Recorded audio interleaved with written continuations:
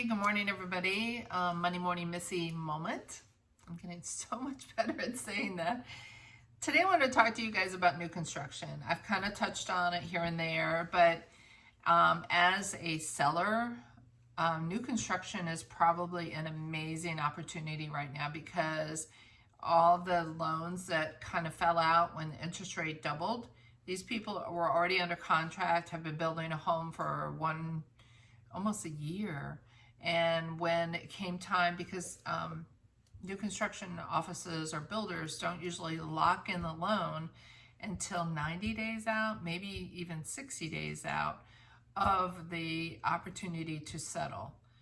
And used to be, it was a great idea to do that because the loan interest rates usually were up and down a little bit, and you could watch the market. And then as soon as they dropped a little bit lower, the lender would go ahead and lock them in. Well, excuse me, in this market that we're in right now, the interest rates are not going to drop on a weekly basis or fluctuate. If anything, they're going to continue to go up probably through Christmas, through the first part of the year.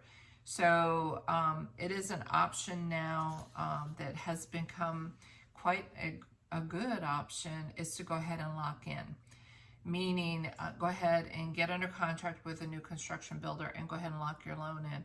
But back to my original thought, is because so many of these deals fell apart because people did not have their loans locked in.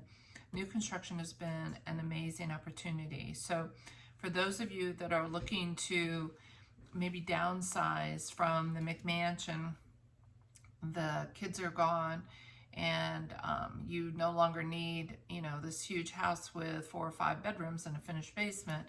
Now it's time, if you are a downsizer, it is definitely the time to sell, just because of the comps that are there now that are as high as they're going to ever be. But then the cool thing about new construction is you can go ahead and write an offer on new construction, and then we can put your home on the market that you're in now to sell. And it has to be timed. It takes a little bit of forethought and a little bit of organization, because some of the homes that are out there now they're ready to close in probably 45 days, maybe 2 months.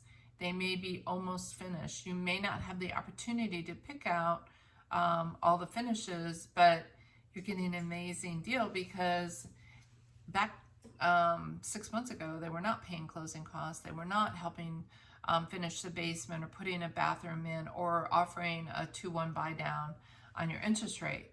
So I want you guys to consider new construction. There's a couple questions that I think, should I sell my home first and then buy new construction? No, absolutely not right now. Not in this market. New construction is available. You don't have to wait a year for it. You don't have to sell your home and then go into a rental for a little bit of time, or even 9 months or something like that. Rentals are crazy expensive right now, even short term, to stay in a Quality Inn or some sort of a short-term rental in a hotel. It's not, you don't have to do that right now. So you don't really have to sell your home. You need to go ahead and move forward, get a contract on the new construction, take representation. The sales office folks are fabulous, but they're representing the builder. They're not representing you, and it doesn't cost you anything. The builder pays the buyer agent. How do I look for homes without committing to selling this one? You don't have to. You don't have to right yet. You can go out, yell at us. We will send you the list of all the new construction that's in the area and the price points that you're looking at and the location that you're looking at. And the best time to make the move, it's now, you guys. At the end of the year is amazing for new construction because they want to get it off their books before the beginning of the year, before they start their new budget, and they want to clear their books. So this is a great time to buy new construction. So a little bit ago, there were multiple offers, even on new construction. But right now, I think you can go in, we can go into the sales office, find the model that you like, and then go ahead and get, even if you don't want to buy a spec that's already ready, now is the time to get ready for next year, because they build their prices and the lack thereof incentives are built on what happens at the beginning of the year. Their values, their appraisals are built on the first one. So the lower prices are going to be at the first of the year, and then everything will build on it as far as appraised values from what happens to the first of the year. And at the end of the year, they're not going to lower the sale prices that much, but they're offering incentives because they have to have those values for their appraisals to build on throughout the rest of the build out for the subdivision that they're building in. Who's the best builder in town? So that's obviously very personal. I am not a fan of the international or the national builders. I much prefer working with a local regional builder because they have pride in what they do, because they are representing the community and they want to make you super happy as a home buyer, and they are part of this community. A lot of these builders give back to this community time and time again. So obviously the local builders, if you want a list to just reach out, I'll be happy to send that to you. And then floor plans. How do you get floor plans? So if you go online and you research a builder, they're going to reach out to you because you're giving them all your information. It's just like Zillow and Realtor.com. As soon as you put all your information in there, it is spread internet-wise everywhere. So you have lost you are more vulnerable because everybody and their brother is going to be reaching out to you. So you've lost your anonymity, I guess I should say. It's not personal anymore. It is for the rest of the world to see what you're looking for. So if you need floor plans, or if you want our opinions on the local builders, we've worked new construction multiple times in this area with multiple different builders, and we've seen the ugly and we've seen the really good. So it does make a huge difference on the foreman that is in charge of that subdivision also. So for a while there, everybody was spread so thin, and people are cutting back now too. Materials are harder to get, not as hard as they were, but they're harder to get than they have been historically. They've cut back on their personnel. There are just more reasons, and there actually is kind of a method of the madness. So when we go visit a builder, you know, you get as much information as you can. They'll reach back out to you when you know your number, when you know what it is you want as far as floor plans and stuff.